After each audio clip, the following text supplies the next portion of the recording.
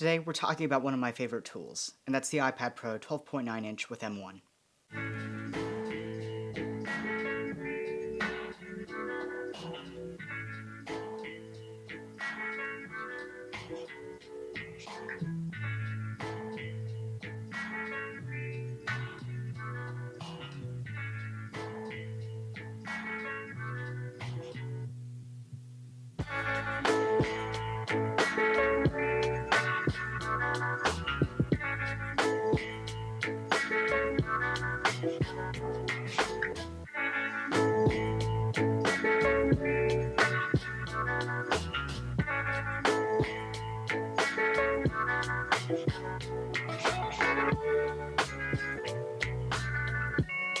I use my M1 iPad for just about everything.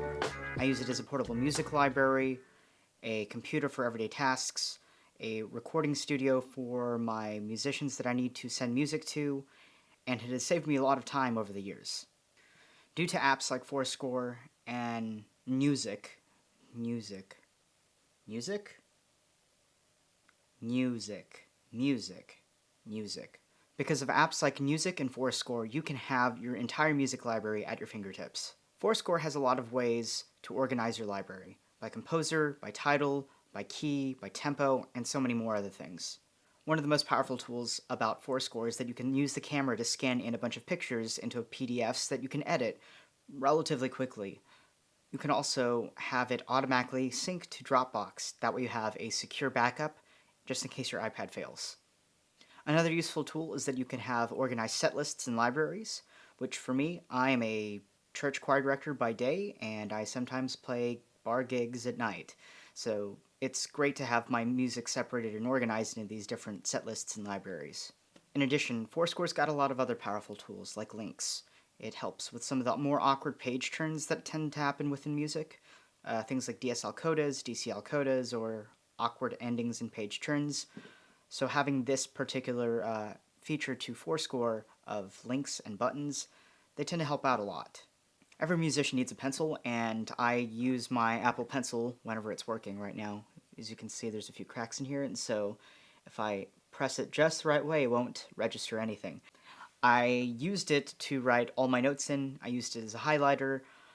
It meant that I got to save a lot of time and money. I didn't have to pull out any extra pencils or highlighters or other colored pencils. I really just had the Apple Pencil, and I could make changes on a whim. If I needed a highlighter, I could switch it to that. If I needed a pencil, I could switch it to that. If I needed a different colored pencil, I could switch it to that.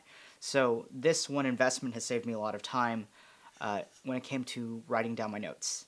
In addition, I also have the Coverbuddy 12.9-inch to help keep my pencil in place while still having a cover whenever I take it off the Magic Keyboard. I also use my iPad as my everyday computer. With the M1 processor, I can pretty much handle anything quite a lot faster. Being a church choir director, I think I have something that was probably built in 2012 or something a little bit earlier, and it's very rare that I even turn on their machine. I really just do all of my email, my word processing, any PowerPoints I need to make on my iPad Pro. In addition, I also use this as a media workstation. If I ever need to record things for my church choir, like practice tracks, or videos about how to sing, or little corrections that I think might be able to help them out, then I use my iPad to record most of these, and not my camera, which is a Sony a7 III.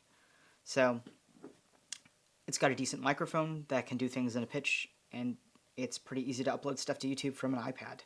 Reason I like having this iPad Pro is it saved me a lot of time and money. Obviously, the initial investment up front, this is a 1 terabyte model, so it wasn't quite cheap. With all the add-ons, it probably had cost over $2,000 with the Magic Keyboard, the pencil, the Coverbuddy. It was pretty pricey, but I dare say that I've used it a lot. I use it every day. There's not a moment I don't use it as, my main computer. I send emails off of it. I watch TV. I watch movies on it all the time with the high quality screen. I will give the complaint that it is easy to see the bloom effect that people were complaining about with mini LED. Hopefully that they'll fix this with the MacBook Pro, but I don't mind it all that much. A lot of my friends who are really picky about their visual stuff, I know that they've complained a bit about it. just from the amount of paper that I haven't had to print, this has saved me at least 2, 3, 4 reams of paper over the last 2.5 years that I've used an iPad for something. And the 12.9-inch iPad is pretty close to a full sheet of music. And so I really don't have to strain my eyes, I don't have to look closely, I can zoom in. It saves me the paper waste, the printing time. It's, for me, those things have stacked up. When I was a music director, I had printed probably somewhere over 5,000 pages for my music fraternity.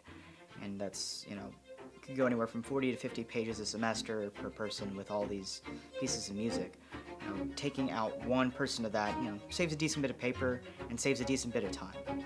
If you're new to the channel, which even I am, I hope you subscribe and stick around. We'll have content every week, and hope to see you next time. Don't forget to like and subscribe.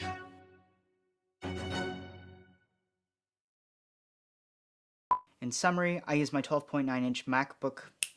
I don't have a MacBook. I keep on saying MacBook because I want a MacBook. I don't want a MacBook. I have an iPad.